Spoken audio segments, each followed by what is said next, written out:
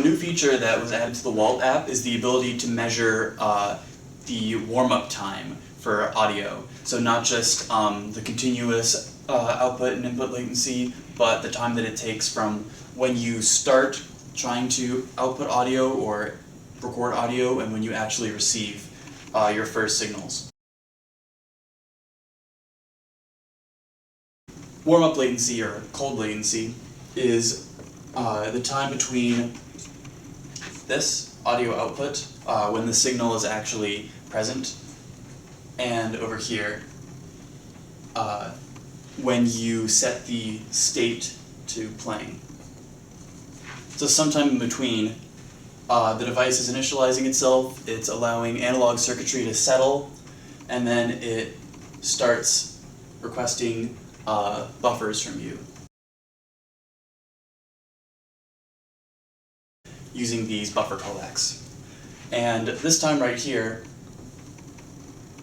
that's normally what's referred to as the audio output latency. But this whole thing, including the time it takes for it to get started and wait for everything to settle down, is the cold start latency.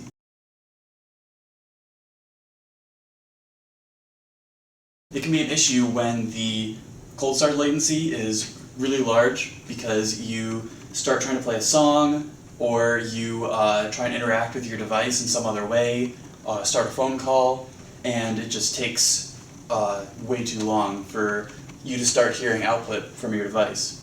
So that compromises the user experience. There's a similar concept for cold audio input latency, where instead this first callback is the first recorder callback, and instead of this being when audio is present outside the device, is when you actually receive your results. And audio input latency for cold start is perhaps even more important than output latency for cold start, because it impacts things like hot word detection and other types of voice-based interactions with your device, because it can take up to a long time after you start trying to give voice input to when it's actually detected in response to it.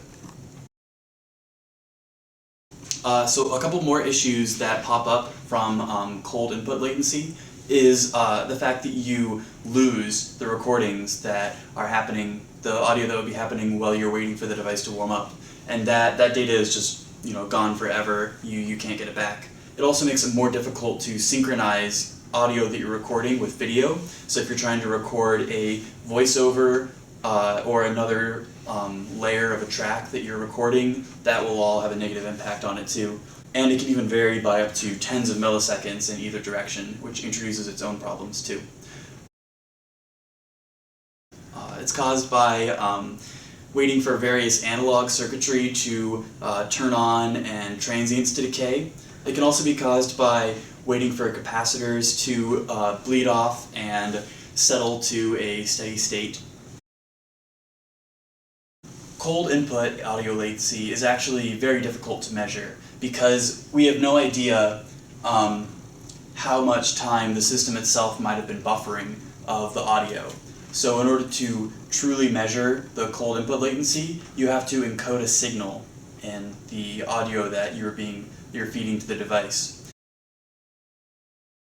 It might be a frequency sweep that starts at a known time. So this might be the frequency that's changing over time. And then you know when you request to start recording. And so this is the portion of that signal that corresponds to when you ask to start recording.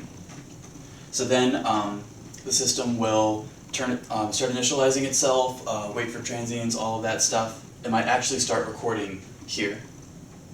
So this might be the first data point that you actually receive. So after that, it will record one buffer, depending on whatever your buffer size is that you chose, and then it will return that buffer to you at some point later when it calls your first recorder callback. And so that's the point when you actually can access your data.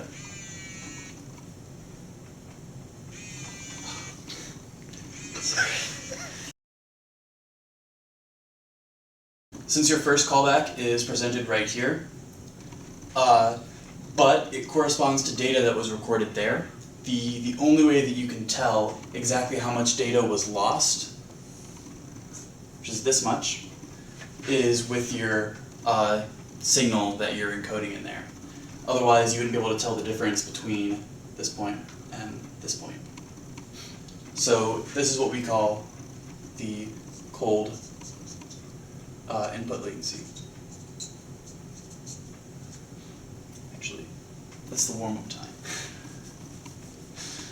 So this is the warm-up time, the amount of data that you lose, that you can't record.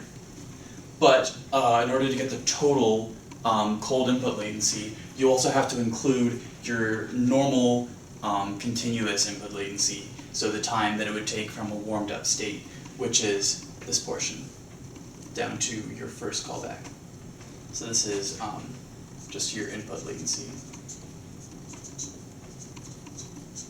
which makes the whole thing, the two added together, your cold input latency. And you can read more about these definitions in the Android CDD.